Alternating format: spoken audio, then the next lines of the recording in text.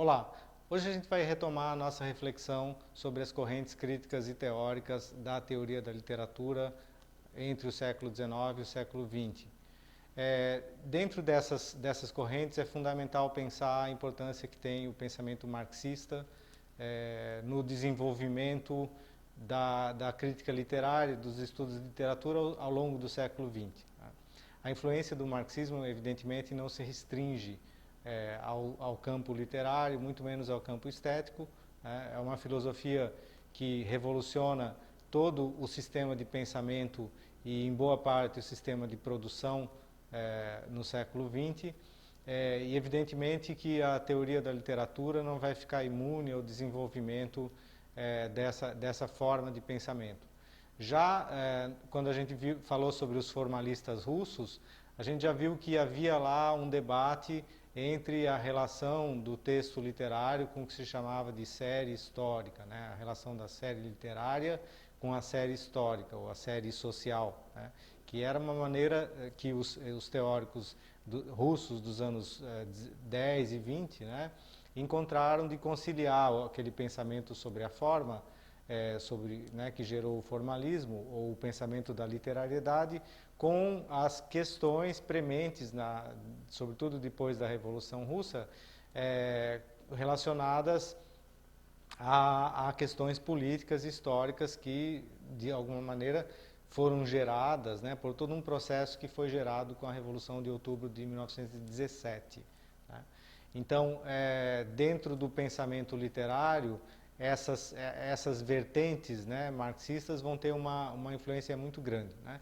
O princípio de tudo é, evidentemente, o pensamento do Marx. Né? Particularmente, o Marx não dedicou uma grande parte da sua obra a reflexões de caráter estético. Os chamados escritos de juventude do Marx, neles há uma série de reflexões sobre a arte, sobre todas as formas de produção daquilo que o Marx vai chamar de superestrutura, né? Que é, de alguma maneira, decorrente da infraestrutura, ou seja, o modo de produção capitalista, no nosso caso, no caso da economia ocidental, determina, de alguma maneira, todas as formas de produção, como a produção intelectual, a produção emocional e, portanto, a produção estética. Né? Dentro do pensamento do Marx, há quase que um determinismo, né, que relaciona uma coisa com a outra. Então, nesses escritos de juventude, o Marx vai traçar uma série de linhas gerais que depois vão ser desenvolvidos por vários pensadores, como o Trotsky, por exemplo, que escreve bastante sobre a questão da arte, né? O próprio Lenin também escreve sobre a arte e, particularmente, um teórico chamado Zhdanov. Tratava-se de pensar de que maneira uma literatura poderia realmente corresponder a um estado de coisas pós-revolucionário. Né? Dentro desse mesmo círculo de estudiosos que sai de Moscou, né, que gera os formalistas, a corrente dos formalistas russos, sai um pensador que é fundamental para o desenvolvimento de um pensamento marxista, Mikhail Bakhtin, que tem uma formação marxista bastante sólida e que vai procurar fundamentar e trazer para a reflexão sobre a linguagem e sobre a literatura alguns princípios do pensamento marxista. Sobretudo, interessava ao Bakhtin pensar duas coisas. A questão da ideologia, entender a produção literária a partir do conceito marxista de ideologia e também pensar que a literatura se insere dentro do campo cultural. Né? A cultura como o lugar não só onde se produz a literatura e as artes, né, mas como todo um campo que sofre as determinações de um estado de coisas que é político e que é econômico. Né? Então, trata-se para o Bakhtin e para o pensamento derivado do Bakhtin, e que depois vai ter uma influência grande não só na literatura, na teoria literária, mas também na linguística, né? Trata-se de pensar as condições ideológicas de produção do texto literário, né? Que condições ideológicas geram um pensamento e uma forma literária, sobretudo, né? Um dos livros mais conhecidos do Bakhtin, que na verdade foi escrito com Voloshinov, né? É o Marxismo e Filosofia da Linguagem. Então, o Bakhtin vai contrapor ao modelo, aquele modelo saussuriano da linguagem, aquele modelo que parecia ao Bakhtin excessivamente formal, né? Aquela distinção entre langue e parole. O Bakhtin vai procurar pensar aspectos ideológicos, né? De que maneira a ideologia age sobre a linguagem. Da mesma maneira, ele vai procurar pensar de que maneira a ideologia, a política e a estrutura econômica e social como um todo tem ou influencia a criação de várias produções do campo cultural, né?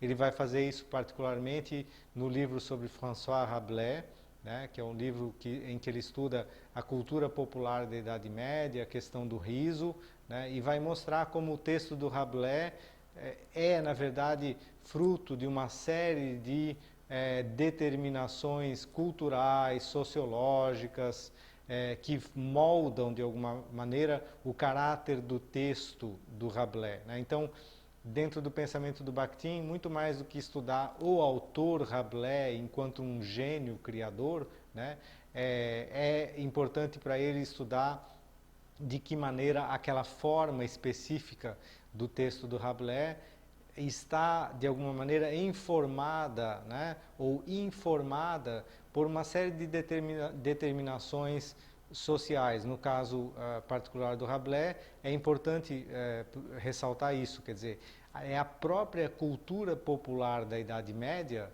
ou seja, algo que vem de um campo social, digamos assim.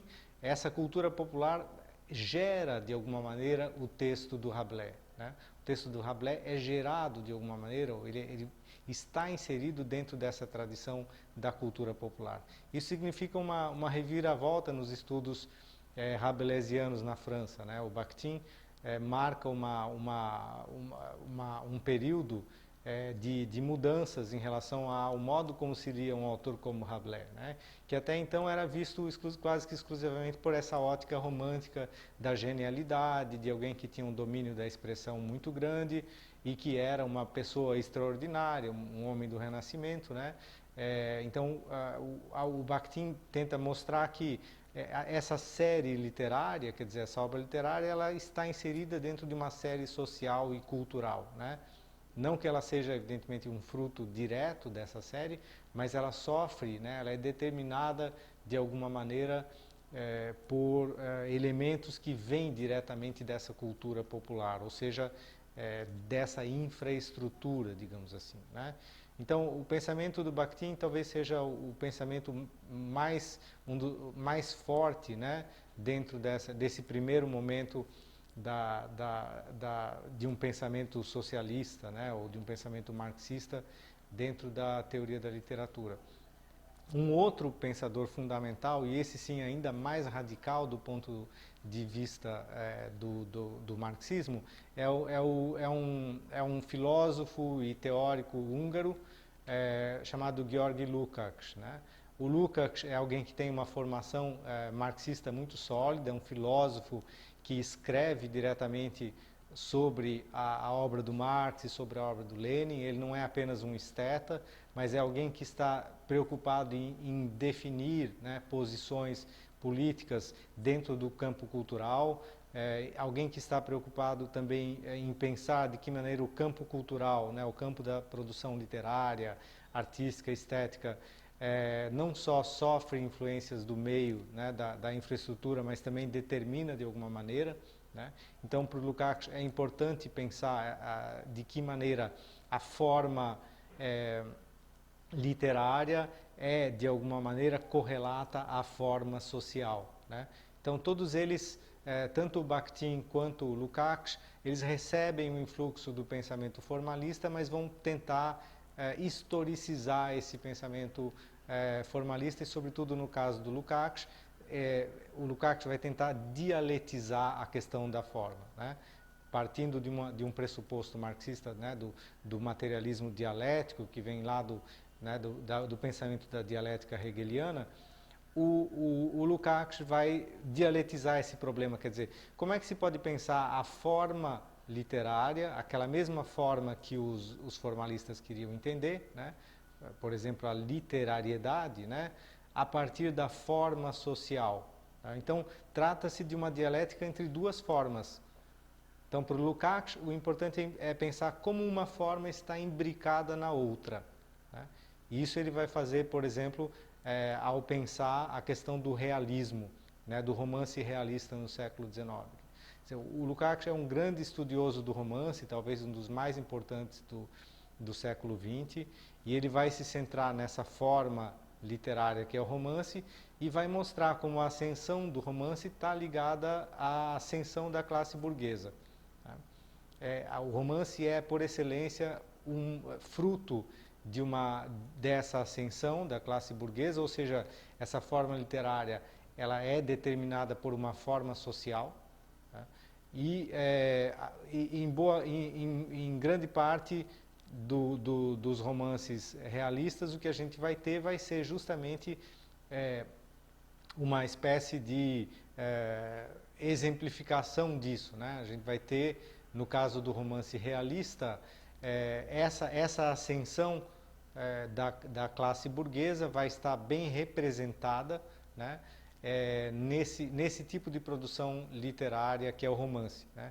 O Lukács também usa um termo que é derivado da teoria marxista, que é o termo de espelhamento, em alemão Widerspiegelung. Né? Então, ao invés de dizer que a obra literária ela é apenas ela é determinada diretamente pelas condições sociais, pelo modo de produção, né? Muito mais do que isso, ela espelha, né? Ela provoca, ela é um reflexo, né, daquelas condições, no sentido do reflexo do espelho mesmo, né?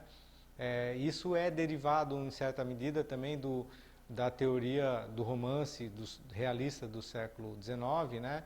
E do pensamento de Stendhal, né? O Stendhal desenvolveu essa teoria também do reflexo no vermelho e o negro, né? Aquela ideia do Stendhal de que o romancista ele anda, né? Ele anda por uma estrada carregando. O romancista é aquele que anda por uma estrada carregando um espelho, né? Como um vendedor de espelhos. À medida que ele vai passando, aquela paisagem toda, né, vai sendo refletida nesse espelho, e isso é o romance. Né? Então o Lukács vai defender o romance realista, vai defender o realismo como uma obra genuína e autêntica, como o estilo mais genuíno e autêntico de uma arte revolucionária. Né? O lado, digamos assim, mais criticado da obra do Lukács é que ele condena todos aqueles autores que se afastam do realismo. Né? Isso vai significar uma condenação bastante pesada das vanguardas. Né? A posição do Lukács com relação à arte de vanguarda, hoje ela parece bastante estranha para a gente, na medida em que ele condena autores como Picasso, como James Joyce e até mesmo Kafka, né, que teriam se afastado daquela grande arte realista que era capaz de criar esse espelhamento. Né? A arte moderna, a arte de vanguarda, para o Lukács, é uma arte fragmentada, é uma arte que perde, de alguma maneira, esse lastro com a realidade e que não é mais capaz de representar a realidade e, portanto, não é mais capaz de provocar modificações no status quo. Né? Evidentemente que essa posição do Lukács com relação a autores como Joyce, como Proust, como Picasso, como Kafka, né, acaba jogando contra a sua própria teoria, na medida em que justamente esses autores de vanguarda, né, que para ele eram contemporâneos, são os autores que a gente considera hoje que de fato provocam a modificação mais significativa, né, as rupturas mais importantes dentro da literatura moderna, né? Na medida em que justamente eles procuram se afastar de um realismo mais primário.